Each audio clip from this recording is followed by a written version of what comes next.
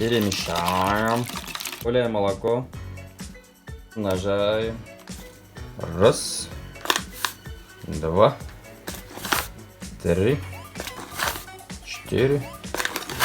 Пять. И 6. Раз. И 2. Добавляем разрыхлитель. Добавляем мед. Готово на сковороде. Сперва греем, потом готовим без масла. Делаем крем. Берем банан. Раз, два, три. Добавляем йогурт. И взбиваем. Складываем. Накладываем крем. Умножаем. Украшаем. Универсальный домашний яблочный торт готов. Всем приятного аппетита!